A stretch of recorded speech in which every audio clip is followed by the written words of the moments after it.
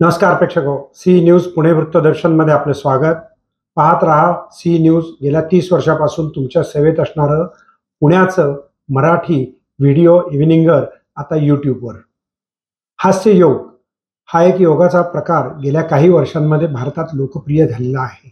सर्वप्रथम बुद्धानं योगामध्ये प्रावीण्य मिळवल्यानंतर त्याच्या चेहऱ्यावरती जे हास्य येतं, तिथून या चळवळीचा जर सुरुवातीचा अभ्यास पाहिला तर हास्ययोग मंडळापर्यंत येऊन थांबतो. चंद्रशेखर बावनकुळे यांनी हास्ययोगाचं कौतुकही केलं.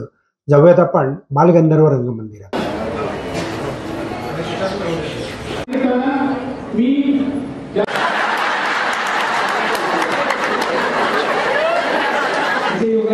प्रचंड योगदान दिलेलं आहे.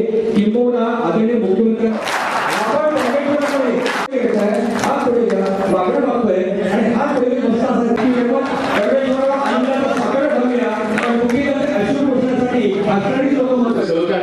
आम्हाला चहा नेहमी देतात. कळत कसं आहे, 7 वाजता ते येतात. रात्रीपासून खूप आग्रह केला असे आमचे भारत काटे, विजय भोसलेजी, मकरंद किल्लोजी, पोपटराव सतवी. छत्रपती शिवाजी महाराज की जय. भवानी जय. शिवाजी जय. शिवाजी जय. भवानी. खालची पण जागा भरलेली आणि वरची पण आणखी 75 वर्ष राष्ट्रीय आणि आंतरराष्ट्रीय. आज मी आपल्याला विनंती करतो की आपण प्ले करायचं आहे.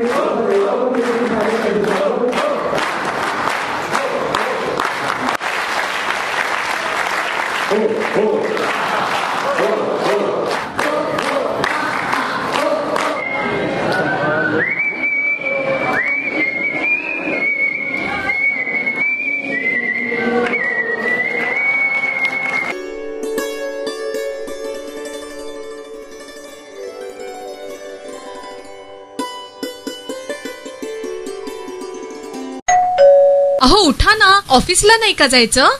अगं मला आज फ्रेशच वाटत नाही, काही करायची इच्छाच नाही. अहो मग तुम्ही आजपासूनच न्यू युनायटेड फार्मसीचे गुड मॉर्निंग चूर्ण घेणं सुरू करा. अपचन, मलावरोध, बद्धकोष्ठ, आम्लपित्त आणि पोटाच्या तक्रारींवर खात्रीशीर आयुर्वेदिक उपाय. गुड मॉर्निंग चूर्ण. 35 वर्षांपासून सगळ्यांच्या पसंतीचे गुड मॉर्निंग चूर्ण औषधांच्या प्रत्येक दुकानात मिळते.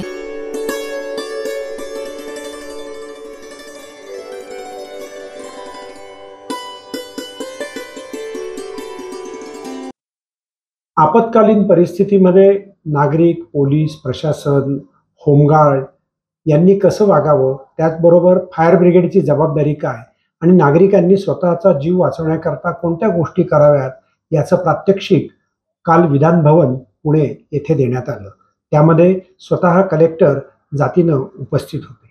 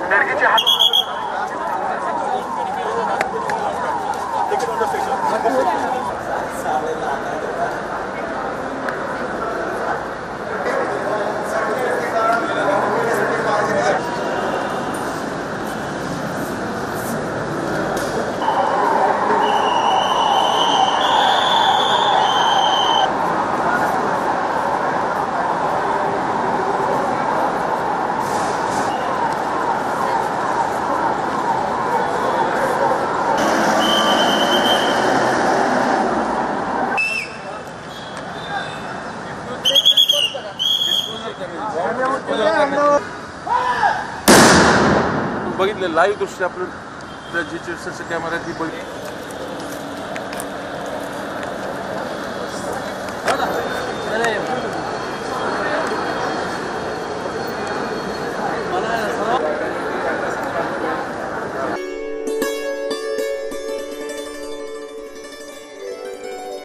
महाराष्ट्र नवनिर्माण सेनेचे तरुण नेते अमित ठाकरे यांनी पाकिस्तानमध्ये जो भारतानं हमला केला त्याचं कौतुक तर केलंच, पण त्याचं श्रेय हे सैन्य दलाला दिलेलं आहे. नेमकं ते काय म्हणाले हे जाणून घेऊया. नाही, खरंच आपल्या भारताच्या सैन्याचं खरंच हॅट्स ऑफ त्यांना. खरंच आम्हाला सगळ्यांना अभिमान आहे त्यांचा. पण जेवढं दुःख किंवा जेवढा मी हर्ट होतो पहलगाम झाल्यावर, तेवढं आनंद किंवा सॅटिस्फॅक्शन मला आज मिळालेलं नाही. कारण ते अतिरेकी अजूनही आज फिरत आहेत. भारतात असतील किंवा पाकिस्तानमध्ये असतील, ते मोकळे फिरत आहेत. म्हणजे ज्यांनी ते नवऱ्याला मारलं, ते आर्मी ऑफिसरना मारलं किंवा कोणालाही मारलं, ती एक महिला तिकडे खाली बसली देहाच्या बाजूला, ते ज्यांनी केलं ते अजूनही मोकळे फिरत आहेत. त्याच्यामुळे मला तो आनंद मिळाला नाही अजून. न्याय तेव्हा मिळेल जेव्हा ते 10 लोक किंवा 12 लोक जे आलेले ते मरतील, ज्यांनी आपल्या 25 जणांची हत्या केली. कसला इशारा देणार तो? काय इशारा देतोय? 9 ठिकाणी जाऊन आपण बॉम्ब फोडले, काय इशारा देणार?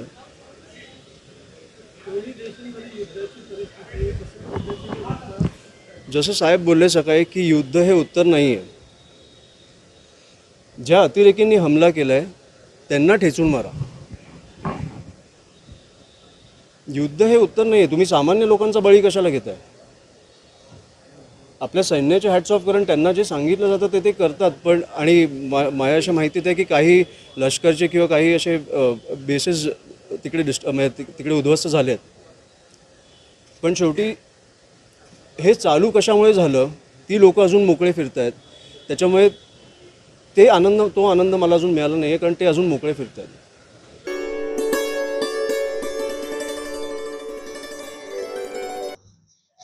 नमस्कार प्रेक्षको, सी न्यूज पुणे वृत्तदर्शनमध्ये आपले स्वागत. भारतानं अतिरेक्यांच्या अड्ड्यांवरती हल्ला केला, त्यामध्ये कुठलाही पाकिस्तानी नागरिक जखमीसुद्धा झाला नाही आणि त्याचबरोबर सैन्य दलाच्या कुठल्याही तळावरती हमला केला नाही, अशी युक्तिपूर्ण स्ट्रॅटेजी भारतीय सैन्य दलानं आखली होती. त्याकरता राफेल विमानांचाही मोठ्या प्रमाणात वापर केला गेला. त्या ठिकाणी जी परिस्थिती निर्माण केली, त्याचं टायमिंग, त्याची माहिती ही रॉ संघटनेनं गेल्या वर्षभरामध्ये आपण जमवलेली असावी असं एकंदर जाणून येतं. आणि इंदिरा गांधींनी ज्यांची नियुक्ती केली असे अजित डोवाल यांनी या ऑपरेशनमध्ये महत्त्वाची भूमिका बजावली. एकंदरीत पाहता भारत देश आणि भारत देशाविषयी असलेली सहिष्णुतेची प्रतिमा याला कुठेही तडा गेलेला नाही. यापेक्षा अनेकांनी आपण जो अचूक हल्ला दहशतवाद्यांच्या तळांवरती केला त्याचं जगातनं कौतुकच होतंय. निश्चितच भारतीय सैन्य दल, त्यांचा गुप्तचर विभाग आणि भारतातली लोकशाही त्याच्या मागे ठामपणे उभी राहिली, याचं ते यशाचं प्रतीक. पाहत रहा सी न्यूज पुणे वृत्तदर्शन.